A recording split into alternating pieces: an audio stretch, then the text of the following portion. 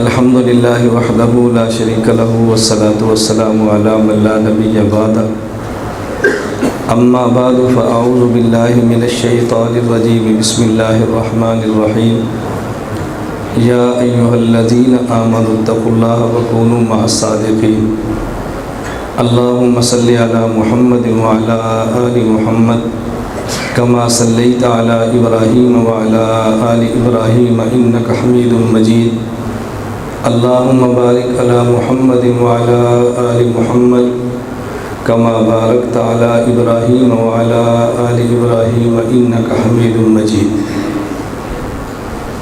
اللہ رب العزت نے قرآن کریم میں ان حضرات کو جو اللہ پر ایمان لا چکے ہیں ان کو حکم دیا ہے اتقوا اللہ، کہ تم اللہ سے ڈرتے رہو۔ اللہ سے ڈرنے کا معنی کہ اللہ کی نافرمانی نہ کرو، جو احکام اللہ نے دیے ہیں اس کو اختیار کرو اور اللہ کی نافرمانی نہ کرو۔ تقوی کا معنی یہ ہے کہ انسان گناہ نہ کرے اور اگر گناہ ہو جائے تو پھر توبہ کرے۔ تقوی کا معنی صرف یہ نہیں کہ انسان گناہ نہ کرے، گناہ نہ کرے، گناہ ہو جائے تو پھر توبہ کرے۔ جس طرح گناہ نہ کرنے والے کو متقی کہتے ہیں تو گناہ کر کے توبہ کرنے والے کو بھی متقی کہتے ہیں۔ جس شخص نے شروع ہی میں گناہ نہیں کیا وہ اس لیے نہیں کرتا کہ اپنے اللہ اور مالک سے ڈرتا ہے، اور جس نے گناہ کیا اور پھر توبہ کر لی اس نے توبہ بھی اس لیے کی ہے کہ اپنے مالک اور اللہ سے ڈرتا ہے۔ اس لیے اگر کوئی شخص گناہ کر بیٹھے تو ہمیں اس گناہ کرنے والے کو حقیر ہرگز نہیں سمجھنا چاہیے، اس کے لیے اللہ سے دعا مانگنی چاہیے کہ اللہ رب العزت اس کو توبہ کی توفیق عطا فرما کے اپنا محبوب بندہ بنا لے۔ اللہ رب العزت ہم سب کو تقوی کی نعمت عطا فرمائے۔ اللہ رب العزت نے تقوی اختیار کرنے کا حکم دیا ہے اور پھر تقوی اختیار کرنے کا طریقہ بتایا ہے۔ اللہ رب العزت کتنے حکیم اور کتنی محبت فرماتے ہیں۔ پہلے حکم دیا کہ یہ کام کرو اور پھر یہ بتایا کہ یہ کام تم کیسے کرو، کیسے آسان ہوگا تمہارے لیے۔ اس سے زیادہ محبت کیا ہو سکتی ہے؟ تقوی کا حکم بھی دیا اور تقوی حاصل کرنے کا آسان طریق اللہ رب العزت نے طریقہ بھی عطا فرمایا۔ وہ طریقہ کیا ہے؟ کونوا مع الصادقین، ان لوگوں کے ساتھ رہو جو متقین ہیں، اللہ تمہیں تقوی کی نعمت عطا فرما دے گی۔ حضرت علامہ علوسی رحمۃ اللہ علیہ تفسیر روح المعانی میں لکھتے ہیں ای خالطوہم لتکونوا مثلہم، ان کے ساتھ تم مل جل کر رہو تاکہ ان جیسے بن جاؤ۔ اور عجیب بات یہ ہے، حکم دیا اتقوا اللہ، اللہ سے ڈرو، تقوی اختیار کرو، اور طریقہ بتایا کونوا مع الصادقین۔ بظاہر انسان کے ذہن میں ایک اشکال پیدا ہوتا ہے کہ جب حکم دیا اتقوا اللہ تو پھر طریقہ بتانا چاہیے تھا کونوا مع المتقین۔ تقوی حاصل کرنا چاہتے ہو تو متقین کے ساتھ رہو، اس کی بجائے فرمایا تقوی حاصل کرنا ہے تو صادقین کے ساتھ رہو۔ معلوم ہوا کہ متقین دو قسم کے ہیں، بعض وہ ہوتے ہیں کہ جو کاذب فی التقوی ہوتے ہیں، ان کی خلوت اور ہوتی ہے، جلوت اور ہوتی ہے، جیسے ہم جیسے نالائق اور نکمے لوگ ہیں، اللہ ہم سب کی حفاظت فرمائے۔ اور بعض صادق فی التقوی ہے، جن کی جیسے جلوت ہے ویسی خلوت ہے، جیسے ہمارے سامنے زندہ موجود حضرت شیخ دامت برکاتہم تشریف فرمائے، خلوت اور جلوت ایک جیسی ہے۔ تو اللہ رب العزت نے مع المتقین کی بجائے مع الصادقین فرمایا کہ ایسے لوگوں کی صحبت میں رہو جو صادق فی التقوی ہیں، جن کی خلوت اور جلوت ایک جیسی ہے، تم ان کی صحبت میں رہو، میں ان کی صحبت کی برکت سے تمہیں تقوی کی نعمت عطا فرما دوں گا۔ حضرت حکیم اختر صاحب رحمۃ اللہ علیہ ایک جملہ ارشاد فرمایا کرتے تھے اللہ رب العزت ایسا حکم کبھی نہیں دیتے جو ممکن نہ ہو۔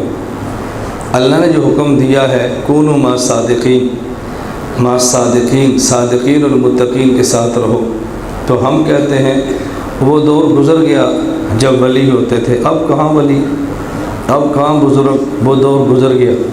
تو اللہ نے حکم تو قیامت تک کے لیے دیا ہے، کوئی ماضی کے لیے تو نہیں دیا تھا۔ اگر اللہ نے صادقین پیدا ہی نہ کرنے تو ہمیں صادقین کے ساتھ رہنے کا حکم کیوں دیتے؟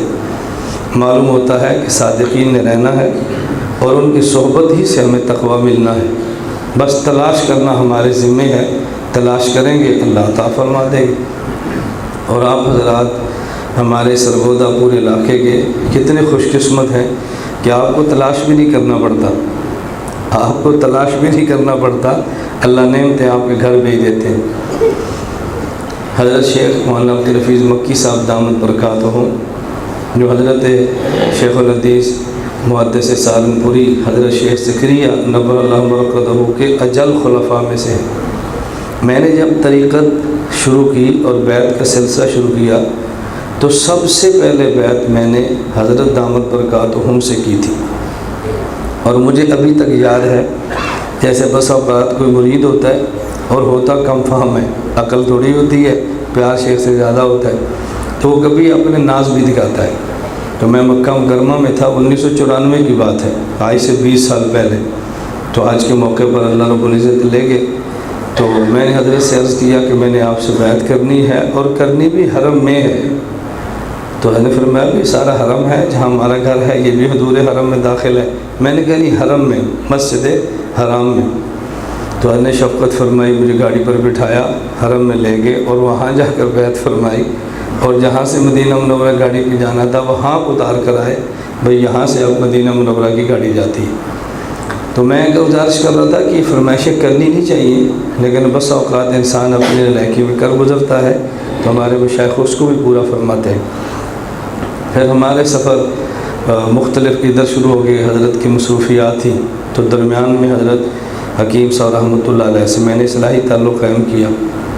خواب کے علم میں حضرت کے صاحبزادے مولانا حکیم مدد صاحب یہاں کئی بار تشریف لائے ہیں، ڈاکٹر عبدالحکیم صاحب کئی بار تشریف لائے ہیں۔ تو اس دفعہ مکہ مکرمہ رمضان مبارک میں حضرت کیا ہمیشہ میری حاضری ہوتی ہے، اس دفعہ پھر گئے۔ تو میں نے حضرت سے گزارش کی کہ آپ پاکستان کا سفر ہو تو ہماری خواہش ہے کہ آپ ہمارے یہاں بھی تشریف لائیں اور خانقاہ میں قدم رکھیں، مجلس ذکر فرمائیں، اور آپ کے ذکر سے اللہ ہمارے ذکر کو جوڑ دے گا، تو آپ کا ذکر مقبول ہے، اللہ ہمارے ذکر کو بھی قبول فرما لے گی۔ اپنی عبادت مشائخ کے ساتھ ملا لیں، اللہ قبول فرماتے ہیں۔ ہم روزانہ نماز میں سورۃ الفاتحہ میں آیت پڑھتے ہیں، ایاک نعبد و ایاک نستعین۔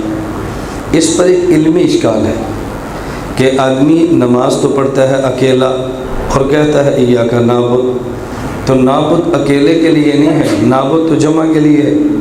تو جب آدمی اکیلا نماز پڑھے تو ایاک اعبد و کہے نا، اللہ میں تیری عبادت کرتا ہوں، ایاک نستعین، ایاک اللہ میں تجھ سے مدد مانگتا ہوں، کہتا ہے ایاک نعبد و ایاک نستعین، اللہ میں تجھ سے تیری عبادت ہم کرتے ہیں اور تجھ سے ہم مدد مانگتے ہیں، ہم تو ہے نہیں، ہے تو میں، پھر ہم کیوں کہتا ہے؟ تو ہمارے حضرات اکابر نے بہت پیارا جواب دیا ہے، 24 گھنٹوں میں کوئی ایک سیکنڈ بھی ایسا نہیں گزرتا کہ جس میں کوئی اللہ کا کامل ولی اللہ کی عبادت نہ کرتا ہو۔ 24 گھنٹے میں کوئی ایک سیکنڈ بھی ایسا نہیں گزرتا کہ اللہ کا کامل ولی، ورنہ ملائکہ تو ہے ہی نا، اللہ کی عبادت کے اندر مشغول نہ ہو۔ تو ہم خلوت میں اکیلی نماز میں نعبد کہہ کے اپنی عبادت کو ان اولیاء کاملین کی عبادت کے ساتھ ملا کر کہتے ہیں ایاک نعبد، اللہ ہم سب آپ کی عبادت کر رہے ہیں، اور اپنی عبادت ان کی عبادت سے کیوں ملاتے ہیں؟ ان کی عبادت مقبول ہے، جب ہماری عبادت ان کے ساتھ ملے گی تو ہماری بھی قبول ہو جائے گی۔ تو میں گزارش کر رہا تھا کہ ہماری خواہش تھی، حضرت شیخ دامت برکاتہ میں شفقت فرمائی، حضرت تشریف لائے، ہم حضرت کے بے حد مشکور ہیں۔ حضرت کے صاحبزادے مولانا عمر صاحب ہیں، مفتی شاہد صاحب ہیں، ساؤتھ افریقہ کے بزرگ ہیں، مہمان ہم سب کے مشکور ہیں، تشریف لائے ہیں۔ اللہ رب العزت ان کا آنا قبول فرمائے اور مجھے آپ تمام کو اپنے مشائخ کی قدر کرنے کی توفیق عطا فرمائے۔ تو میں نے یہ 2-4 باتیں عرض کی ہیں، تو آپ کے علم میں ہے کہ معمول کے مطابق ہم کوشش کرتے ہیں مغرب کے بعد فوراً شروع کریں اور 8:45 تک یا جتنا بھی ہو، بیان ہو، پھر ذکر ہو، سب کچھ ہو۔ تو آج حضرت دامت برکاتہم ہی بیان فرمائیں گے، جتنا مناسب سمجھیں گے، 5 منٹ فرمائیں یا 1 گھنٹہ فرمائیں، حضرت کی رائے پر ہے۔ اس کے بعد بیان سے ذکر بھی حضرت ہی فرمائیں گے، اور دعا بھی حضرت فرمائیں گے، اور دعا کے بعد حضرت کی اگر طبیعت نے اجازت دی تو پھر سب کا مصافحہ ہو جائے گا، اور اگر نہ ہو سکی تو پھر سلام کا سب جواب دے دے۔ اپنے مشائخ کی راحت کا بہت خیال رکھنا چاہیے۔ 1-2 سے مصافحہ کرنا آسان ہوتا ہے، اور 1000 سے مصافحہ کرنا بڑا مشکل ہوتا ہے۔ تو میں آپ تمام حضرات کی طرف سے حضرت کا شکریہ ادا کرتا ہوں، اور اب گزارش کروں گا حضرت فضیلت الشیخ مولانا عبدالحفیظ مکی صاحب دامت برکاتہم سے کہ وہ جتنا مناسب سمجھے بیان بھی فرما دیں اور پھر ذکر بھی کروا دیں، اس کے بعد دعا بھی فرما دیں۔ اللہ ہم سب کا یہاں بیٹھنا قبول فرمائے۔ وآخر دعوانا ان الحمد للہ رب العالمین۔